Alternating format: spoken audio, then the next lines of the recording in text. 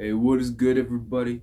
Who was like God is back with another video, spontaneous, and I believe and pray it is from the Spirit of the living God. Today, I'm going to be giving a brief overview of the Bible. These scriptures are important to so many people, the Old Testament and the New Testament.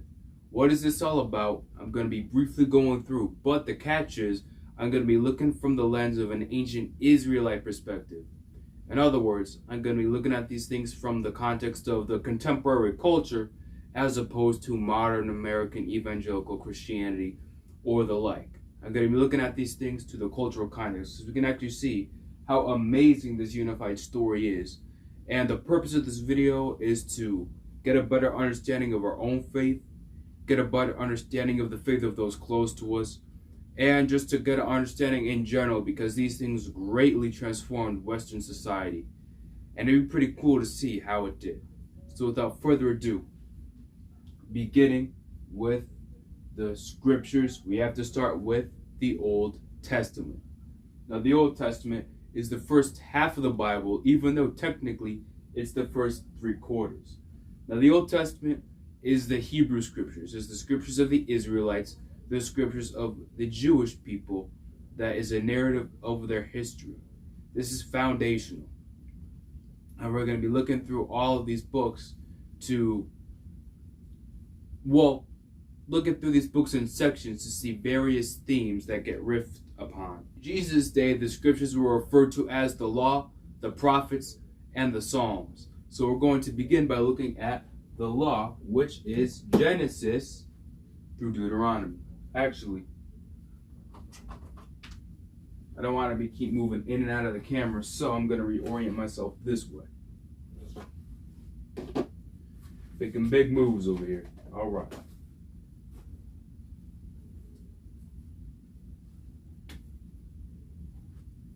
So we're beginning with what is referred to as the books of Moses. All right. You have Genesis, Exodus, and then Leviticus, Numbers, Deuteronomy. Now, the book of Genesis is where it all begins. We get the story of the creation, of God ordering the universe, ordering the cosmos, the creation of Adam, the creation of Eve.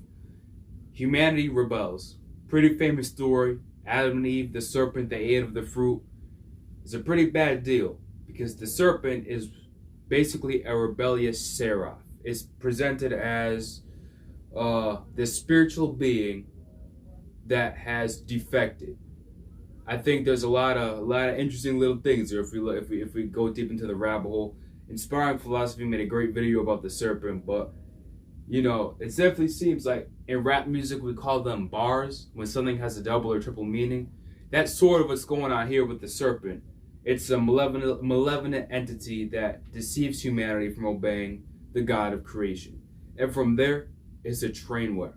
But God sets in plan a motion to redeem humanity because he brings a man named Abraham on the scene. So Genesis, you know what? I'm going to be fancy. Abraham, the so-called father of our faith. God brings forth a man named Abraham, and he says, in Abraham through shall the whole world be blessed. And this follows after the famous scene of Adam and Eve's sin. We actually get a poetic picture. The serpent is said to have a future conflict with the offspring of the woman. It's going to be a mutual conflict. The human being is going to get bit and attacked by the serpent, but at the same time, the human being is going to crush the serpent's head. So from very early on, we get this mutual collision between the serpent and the seed of the woman who's promised to come and defeat it. The reason that's so interesting is when we look into the cultural context, this is like the first place that the messianic storyline gets set up. The first place that this comes into play. This mutual collision between the offspring of Eve and the rebellious serpent, the rebellious seraph being. And following this promise that is initially set up in Genesis 3, we're introduced to Abraham in Genesis 12. And they're linked because in Abraham, the whole world will be blessed. So God is now moving on to a specific family and a specific group of people who will be our audience, who will be our characters for the rest of the Old Testament. And God uses this people because it is his plan that through them, through this nation of Hebrews, shall the whole world be blessed. God is not giving up on us being exiled from Eden. He wants us back. So then we're introduced to the Abraham and his descendants, which would be called the Hebrews, the Israelites, the Jews. The book of Exodus, pretty famous story of Moses in the Promised Land. Well, first they get freed from slavery in Egypt. Praise God. The Hebrews are making their way. Moses receives the 10 Commandments, and eventually Leviticus, to beginning and the latter parts of Exodus to Deuteronomy, we get these various laws and speeches that govern every aspect of Israel's life, whether it be, societally, religiously, all of these duties in ancient Israelite society that the Israelites should live by, these laws, these ancient law codes. God is meeting them culturally where they're at, because we can actually look and see how the law is similar to other law codes. So God is meeting them where they're at, and he's not trying to make a utopia, but God is meeting these ancient people where they're at, and they're just trying to make them a light to the nations in the situation they're already in. So behold, God, he sets up this people to bless the world in, and when he makes a covenant with them, the terms of that covenant are the law. So diving specifically into the law and what those things mean is where we get Leviticus, Numbers, and Deuteronomy.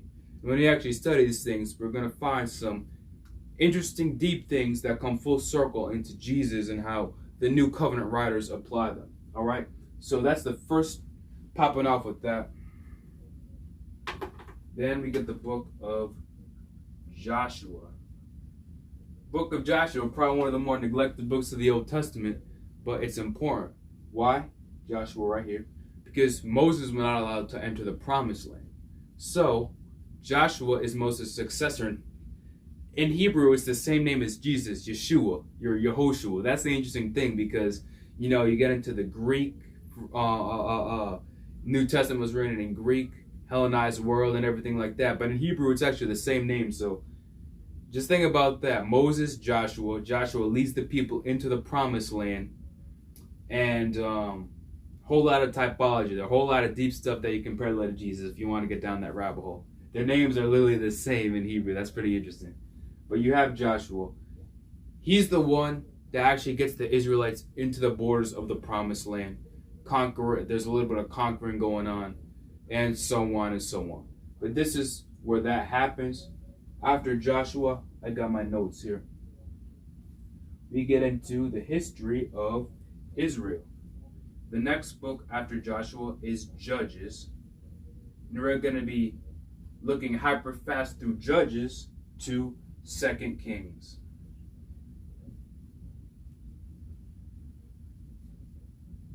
Now this is a big chunk of Israelite history that goes from the late Bronze Age to the early Iron Age.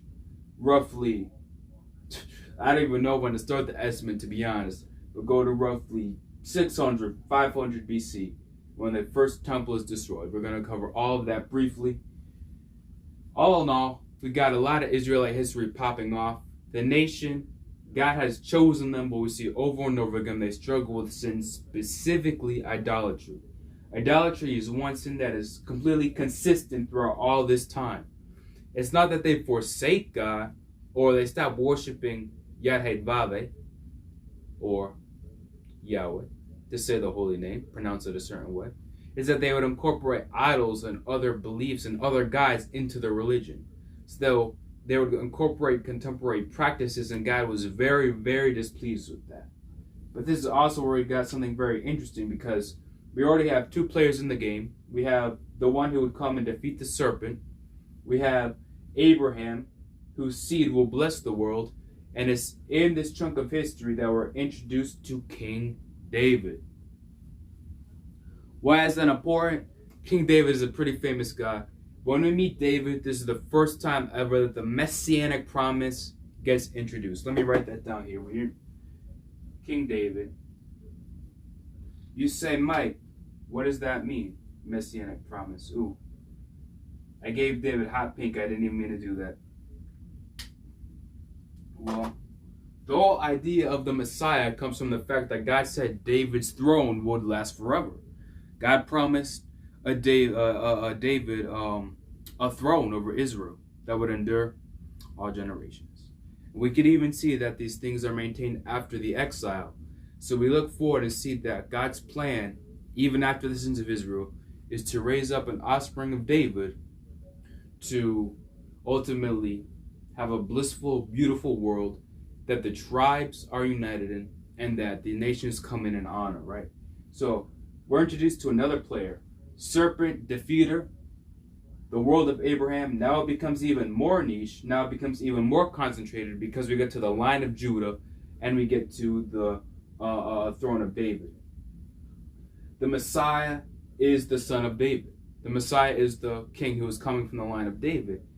And now it gets really interesting when you look at the stuff about the Messiah, because then this promise that's we've been tracing, now it starts to become actively relevant.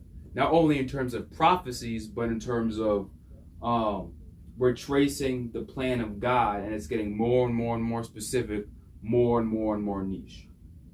This period is sad because it ends with the exile.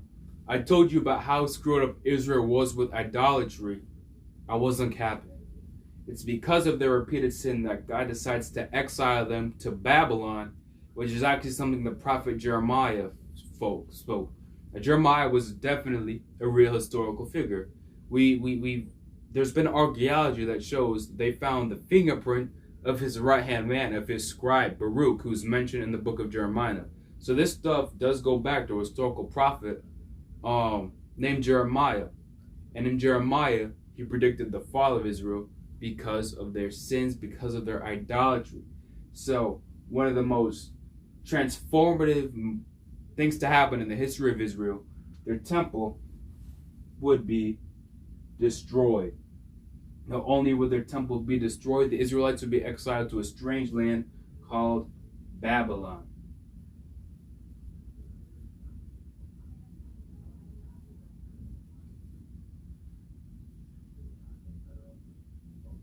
From the line of David to the common people, to the inhabitants of Jerusalem, they would be exiled and the tribes would become scattered across the world.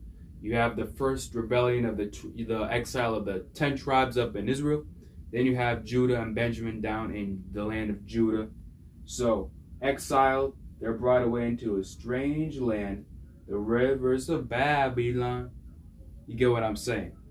But this is where things become even more actively relevant, because after 2 kings, and let me just say, this period of Judges to 2 kings, that's Judges, Ruth, 1st, 2nd Samuel, 1st, 2nd Kings.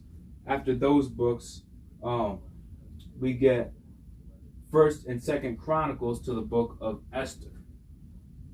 Now, these books are interesting because they essentially recap Israel's history after all these things have happened. Now we're getting into what we call the Second Temple period.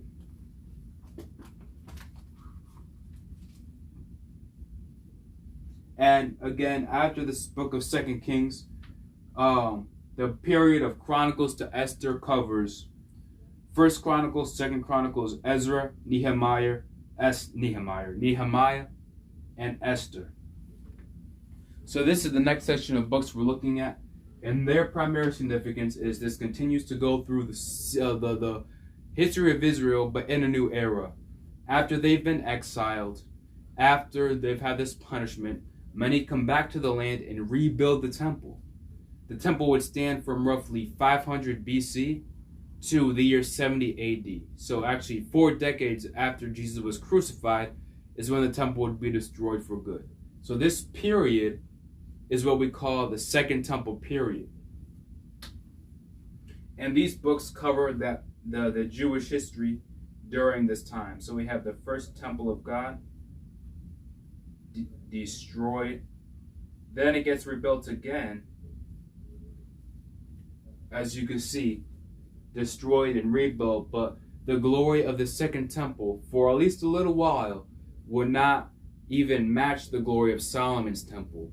Then we get to the 1st century, get to Herod the Great, he would actually really start building on it, and he actually made it more glorious than the first, materially speaking, fulfilling Haggai's prophecy, because a lot of wealth from Rome was brought into the temple under Herod the Great. That's a whole nother can of worms I'm not going to dive into. But another area of Jewish history. Second Temple period is going to become actively significant because, circle this bad boy, the Second Temple period is the period of Israel's history when we're introduced to Jesus, Yeshua, and the apostles.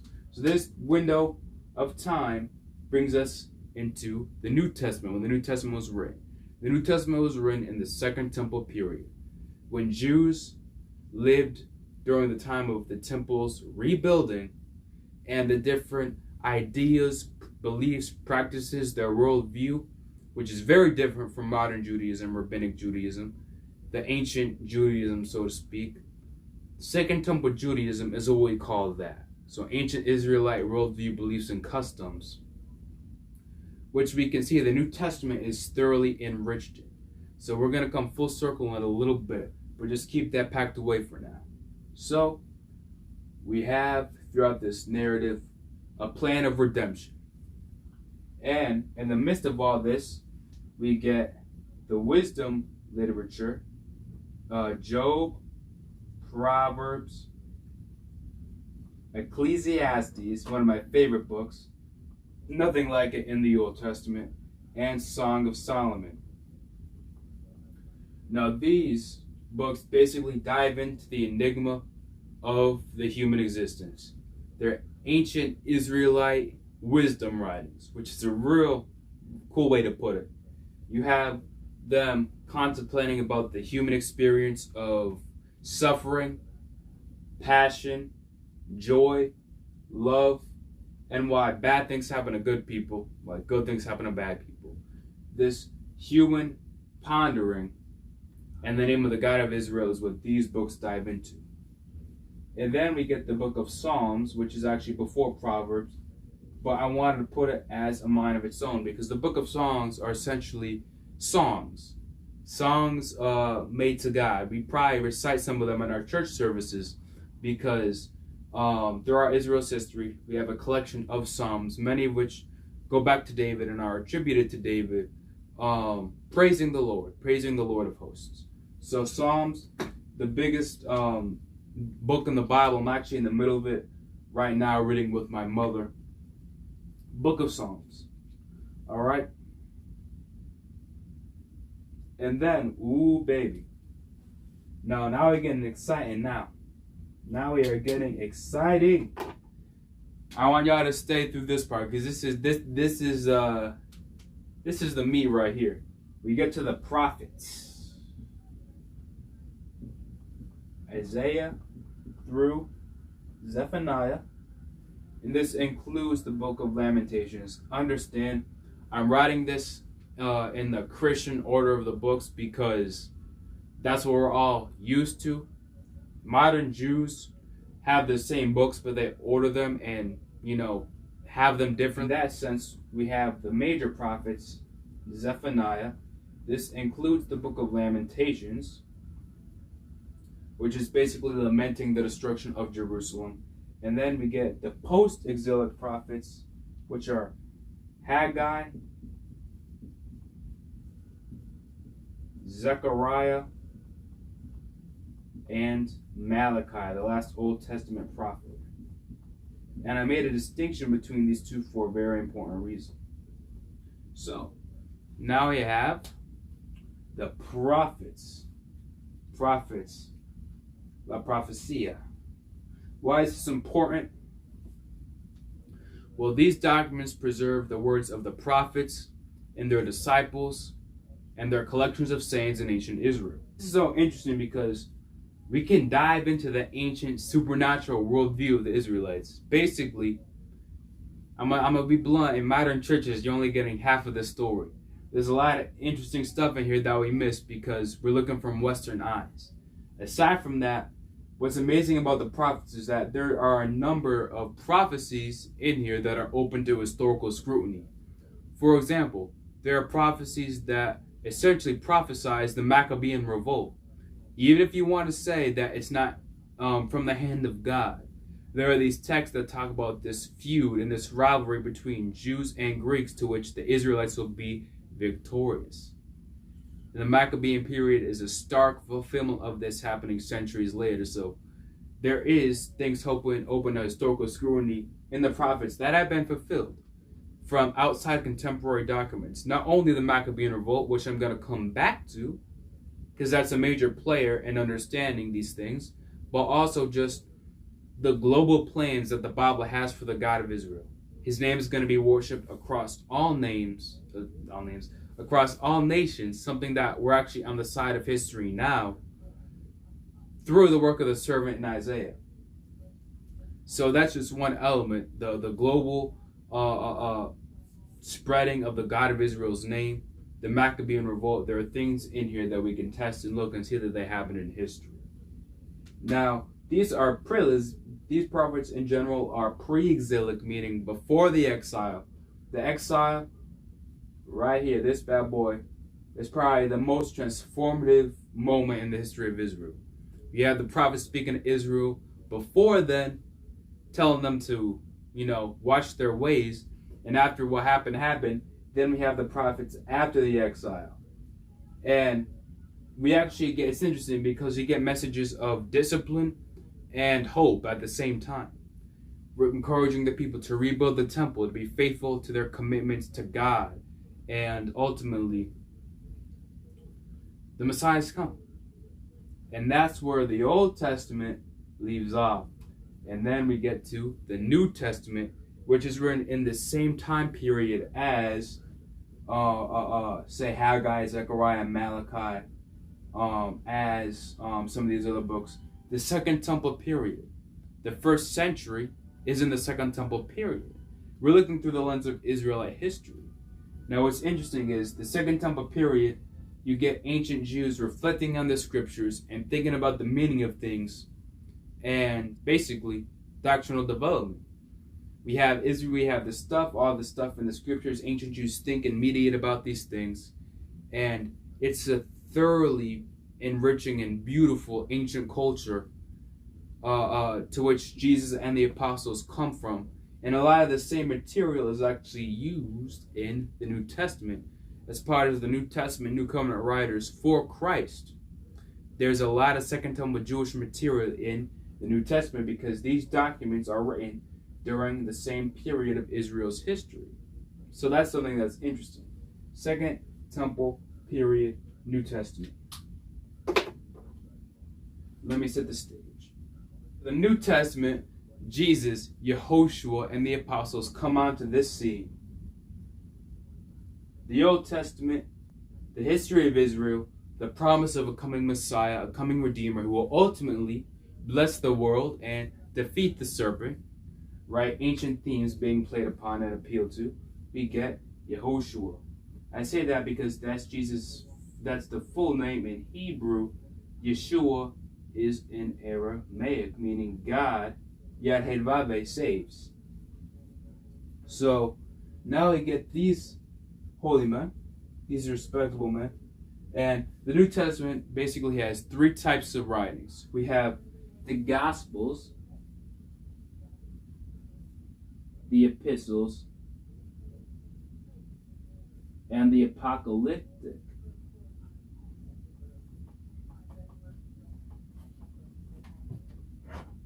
Now, the Gospels are the biographies of Jesus Christ. Greco-Roman biographies, to be exact. Now, they're in a totally different cultural context, meaning the way they did history is different than we do. But they're still designed to be historical narratives. We can look and see that these writings represent what the earliest believers, what the apostles believed and proclaimed about Christ in Second Temple Israel. We have the four Gospels about his life, Matthew, Mark, Luke, and John. And then we have the epistles. The epistles are basically apostolic writings, meaning all the letters of Paul, the letters of Peter, the letters of James, the letters of other things. All of this stuff, the New Testament, these are the apostolic writings going back to the earliest sources, contemporary sources, especially with Paul about the early movement surrounding Jesus of Nazareth. And then the apocalyptic, well, that's the book of Revelation. When we get to the book of Revelation, it sees the tribes of Israel and ultimately the nations united in God through the Messiah.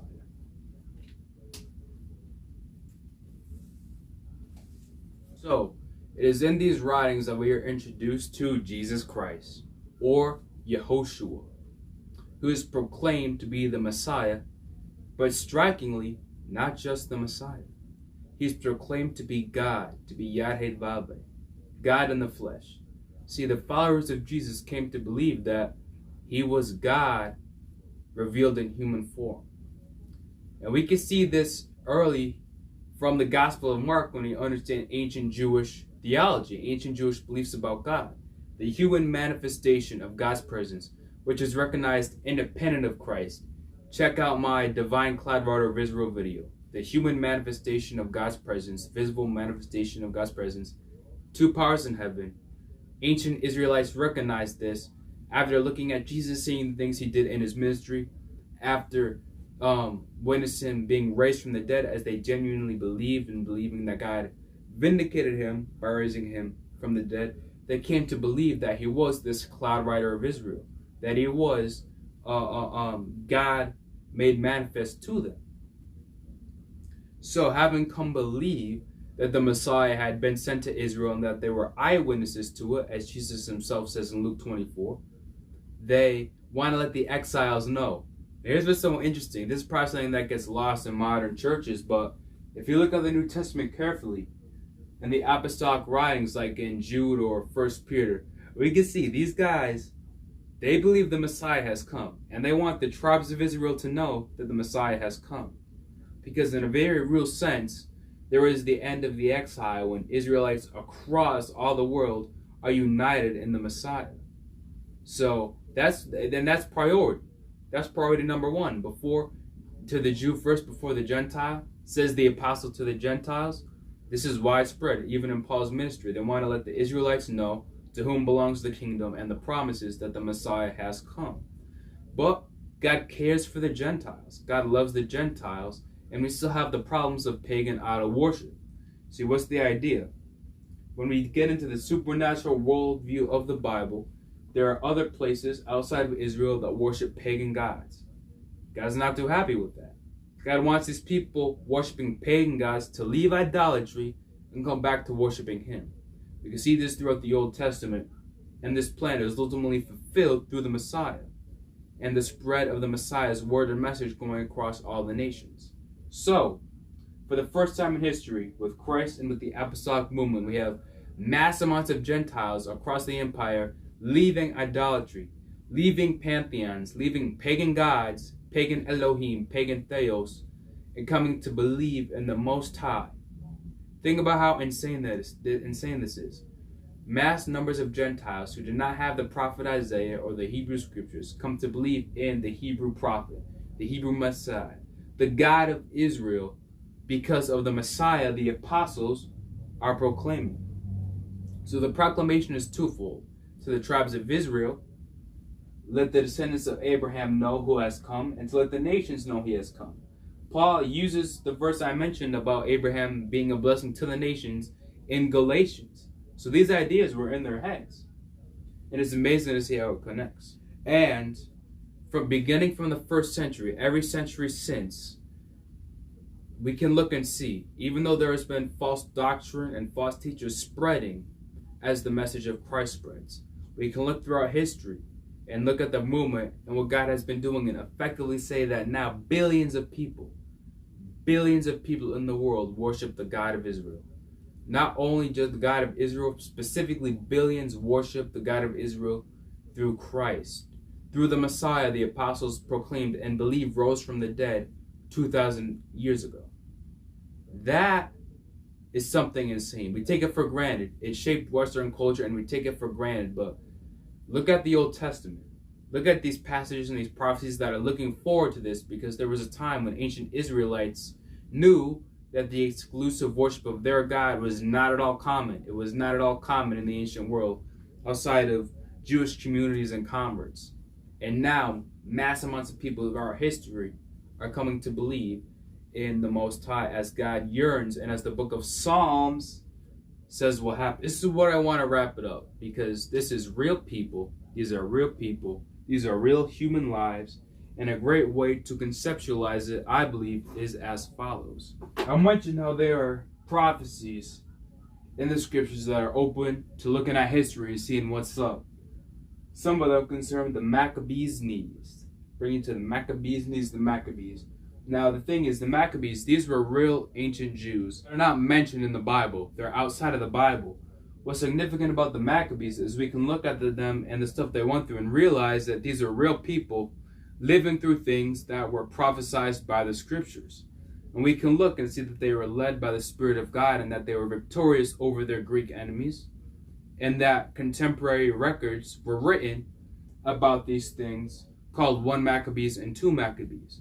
So we have real people living through prophesied events outside the Bible, and their stuff, their contemporary sources are written in history. Alright? That's the Maccabean revolt. Same way, we go through history, we get to Christ, we get to the apostles, Second Temple Israelites, the Second Temple Israelite movement that believed they saw the Messiah and that they were eyewitnesses to his resurrection. They didn't even believe the resurrection at first. So if you're skeptical, understand the apostles themselves were skeptical at first after their testimony came from woman, the first preacher, so to speak, that he had risen. But something caused them to make a 180 and came to be devout, so devout in the belief that he rose that they're willing to die for. Outside of that, we can see even people who weren't even followers of Jesus in the proper sense believed they had seen him rise. So we have all these people, both followers and non-followers, believing they've seen the living Messiah. And then, well, how do we explain that? Now, I'm not going to the case for the resurrection now, but one of the most legitimate aspects about this movement, which we can see by the confidence we have in the death of James, Paul, and Peter, is the belief that they were eyewitnesses to the Messiah, who we know was a real historical figure, Jesus, and the belief that he rose. So in the same way we look at the Maccabees, we look at the apostles, these Hebrew apostles, these Israelite apostles, living in this Second Temple period, this period of Jewish history, first century. We look at them and say that these were real Jews living through prophesied events. The advent of the Messiah, the beginning of the kingdom, the suffering that the Messiah would endure. All of these things, in the same way, they were eyewitnesses to it, and by the same Spirit of God, we trust their record as eyewitnesses to things that were prophesied by the scriptures. You get what I'm saying? So, the Christian Bible is the Old Testament, and essentially the apostolic writings of what I like to call a Second Temple Israelite movement, a Second Temple community that saw the Messiah and believed he rose from the dead. And as Christians, as followers of the way, we are their spiritual descendants. And it's kind of a beautiful thing. There are billions of Messianics around the world that believe in God and believe they're the Messiah. So all in all, this is an overview of the scriptures and how there are some very general things, very beautiful threads that are connected, and how the New Testament grabs a hold of these things. I've said this before, there's a lot of ancient Jewish stuff in the New Testament that gets used by the apostles, and it becomes so fascinating. And that's why I like the work of Dr. Michael Heiser. He started illuminating it, especially as it comes to the Watchers and Second Temple traditions. The apostles use these cultural beliefs and show Jesus as the Son of the Most High God, the one who casts out unclean spirits, and the one who is ultimately defeating the Watchers. Now I'm going down a rabbit hole. There's a lot of cool stuff in the New Testament and the way that they grab hold of ancient concepts, both the scriptures themselves and contemporary tradition. We don't realize and we don't give enough credit to the apostles and their genius through the Spirit of the living God.